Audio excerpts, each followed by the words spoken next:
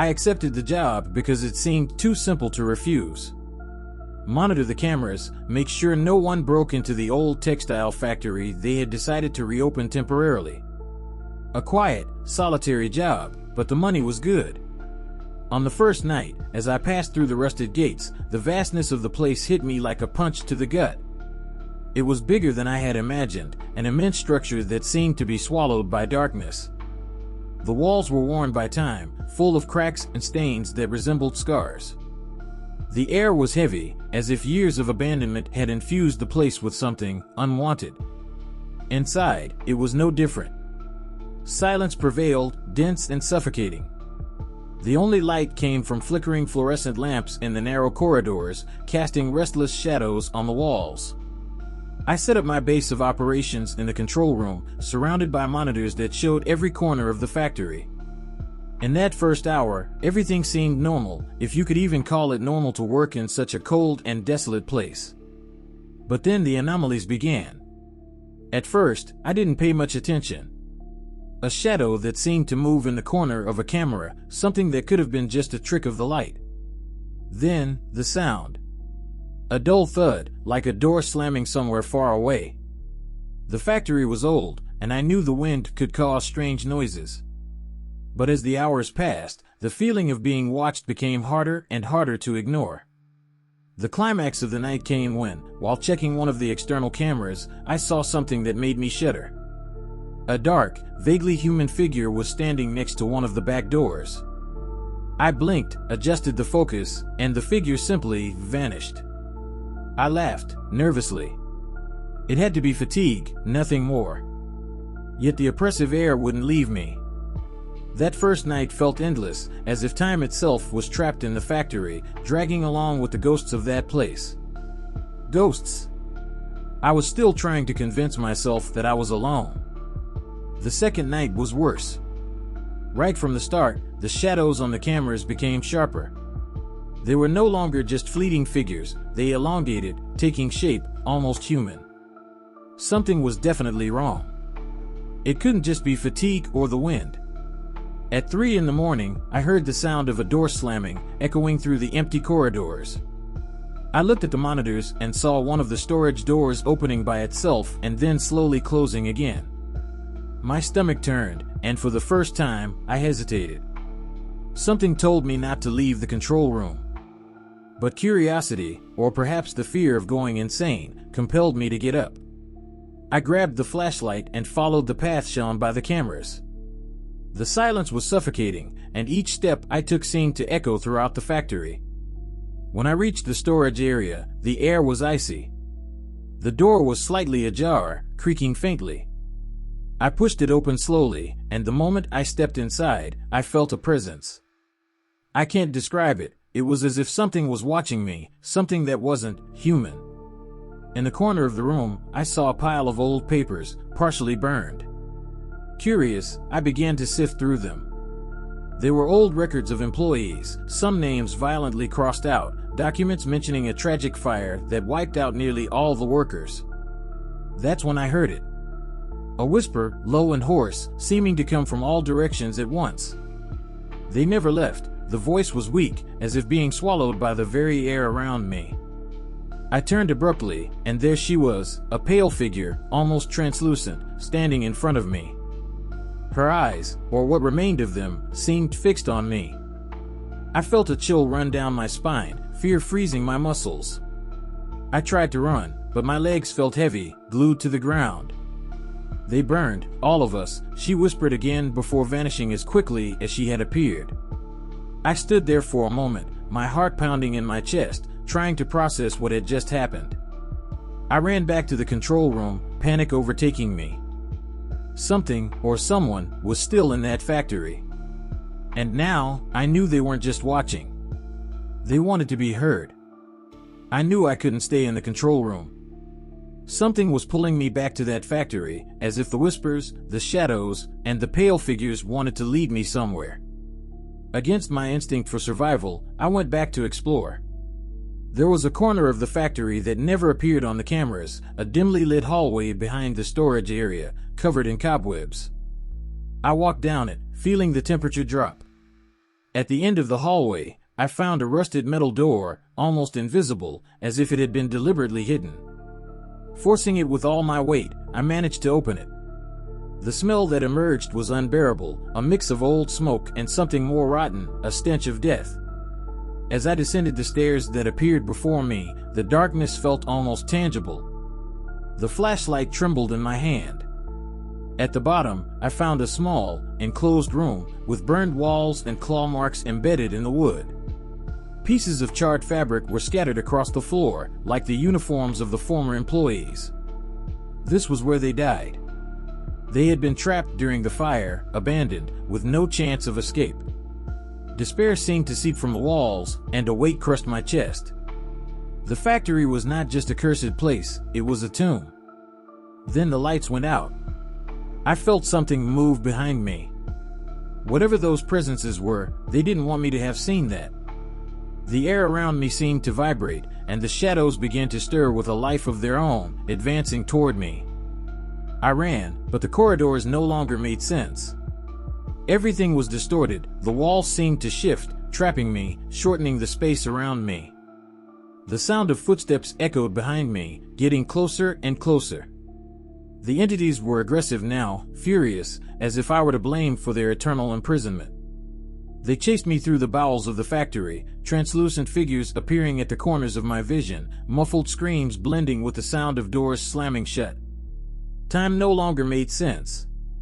I was running, but it felt like the night would never end.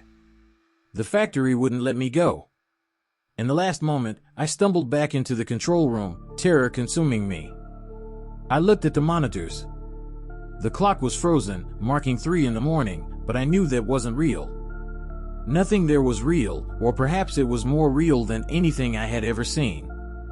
When morning finally came, the factory seemed calm again, as if nothing had happened. But I knew. They were there. They had always been there. And now, I was part of that story too.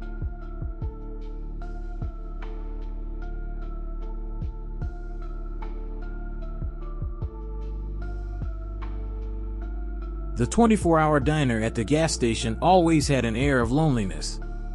It was situated on a deserted road, surrounded by nothing but tall trees and impenetrable darkness. The fluorescent lights flickered intermittently, casting unsettling shadows on the worn walls. I am the only waitress, and the nights drag on, each minute stretching like an eternity.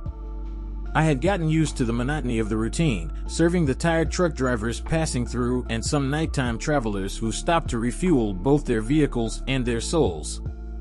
They would often tell stories, but most just wanted strong coffee and a simple meal, like a burger or slice of pie. Sometimes, as the smell of fresh coffee filled the air, I found myself pondering how easy it was to get lost in the repetition. The hours passed slowly, each tick of the clock sounding like an echo in the emptiness of the diner. It was any ordinary midnight when I noticed the night felt heavier, as if something was about to happen. The silence was profound, broken only by the buzzing of the lights and the rustle of the breeze that came in through the door when someone entered. With each cup I served, a strange sensation began to seep into the routine. But, as always, I pushed forward, shoving aside the unease that seemed to be watching me. That night, something changed. A new customer entered the diner, a man who seemed to materialize from the shadows. I couldn't make out his features, his face was a shapeless mass, as if covered by a fog. He always sat at the same table, the one farthest away, and made the same order, a black coffee and a meat sandwich. It was as if he were following a script I didn't know. I felt a strange attraction to him, mixed with a deep fear. Something about his presence made me uneasy, as if I were facing a riddle I couldn't decipher. Each time he arrived, the atmosphere of the diner shifted. The light seemed to darken a little more, and the buzzing of the lights turned into a murmur of distant voices. As the days passed, other figures began to appear. They were men and women, all with indistinct faces, all ordering the same, coffee and sandwiches. As they took their seats, the sense of discomfort grew. It was as if the diner were transforming into a place where time stood still. The environment became increasingly oppressive, and I felt as if I were trapped in an endless cycle of repetition. With each shift, the feeling of stagnation intensified. The conversations turned into empty echoes, and the heavy air seemed to resonate with the same old orders. The walls were closing in around me, and the certainty that something was very wrong began to consume me. The diner, once a simple place, now felt like a labyrinth with no way out, and I was the only prisoner of this distorted reality. The feeling of being trapped became unbearable. Every time I tried to leave the diner, the door opened to a darkness that made no sense, and before I could take more than a few steps, I found myself back at the start of my shift, behind the counter, serving coffee. Panic began to consume my sanity. What was happening? Why couldn't I escape? The undefined faces of the customers became shadows dancing in my mind, and the diner seemed to devour my life, each cup served draining a piece of my freedom. I was losing track of time, the difference between night and day, the real and the unreal. It was a constant repetition, an echo of orders that couldn't be fulfilled. In a moment of desperation, I decided to confront the faceless man. As I approached, the diner seemed to fall silent, and the mysterious figures turned toward me, their distorted forms pulsing with a dark energy. "What do you want from me?" I shouted, trying to make sense of their presence. The shadows seemed to stir, and a wave of soundless laughter echoed around me, resonating in a tone that left me paralyzed. That's when I realized the truth. They were not just customers, but a representation of everything I had lost, of everything that could have been. But as I tried to understand, a dense darkness began to envelop my body, as if the diner were closing in around me. The last thing I felt was emptiness as reality around me distorted. When the light returned, I was back at the counter, ready for another shift. The diner continued to operate, silently waiting for its next victim, while I remained trapped, a shadow among shadows, with no hope of escaping an eternal fate.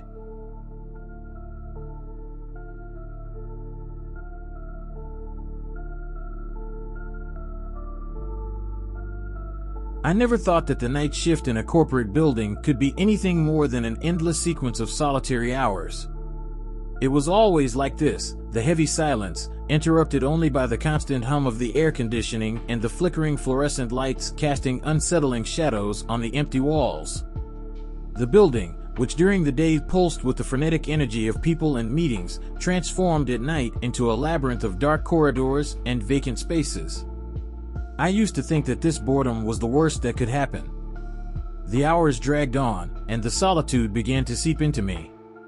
I felt as if time were stretching, each second becoming an unbearable weight. I remember some nights when inexplicable noises kept me on edge, as if the walls were whispering secrets that should never be heard. Once, a sudden change in temperature made the skin on my arm prickle. There was no logical explanation, just the feeling that something, or someone, was there, watching. Those little oddities, which I tried to ignore, now danced in my mind like shadows at the edges of reality. I knew that no one else was there. The building had been closed and abandoned after 10 p.m. And yet, on that particular night, when the quiet seemed more intense than ever, I sensed that something was about to change. The footsteps echoing on the upper floor were just the beginning. The sound of footsteps started softly, almost like a distant echo, but soon it became a clear and firm thud, resonating against the cold walls of the building. My heart raced, and a sense of discomfort washed over me. It was as if the very air was charged with a palpable tension. What should have been a simple night of work turned into a lurking nightmare, and I knew I had to investigate.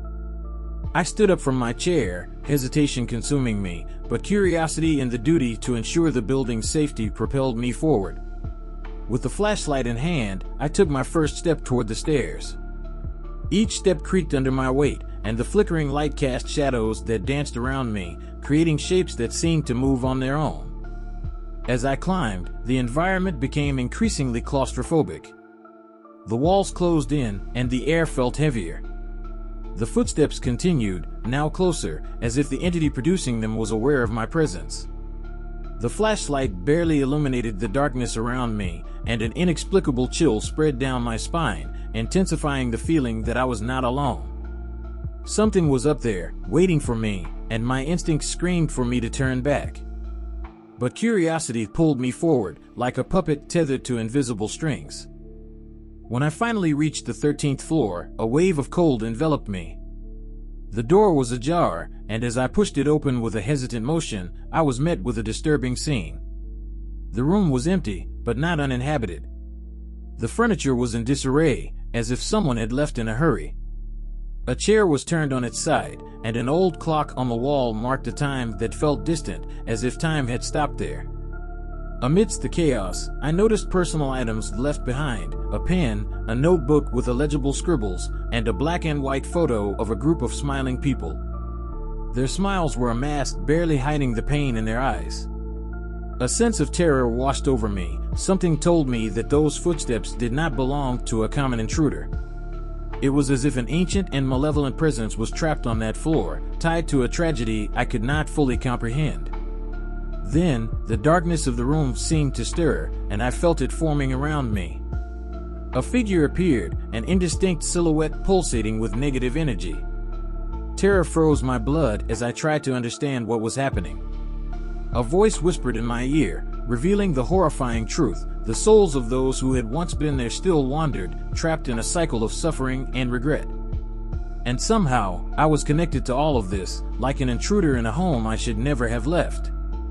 With my heart racing, I realized I had a choice to make: to flee and leave that place behind, or to confront the truth and seek some way to free those tormented souls. The weight of the decision bore down on me as the figure drew closer, and everything around me went dark. In the end, what would become of me? What would I truly find if I chose to stay? The darkness deepened, and the only certainty that remained was that I would never be the same after that night.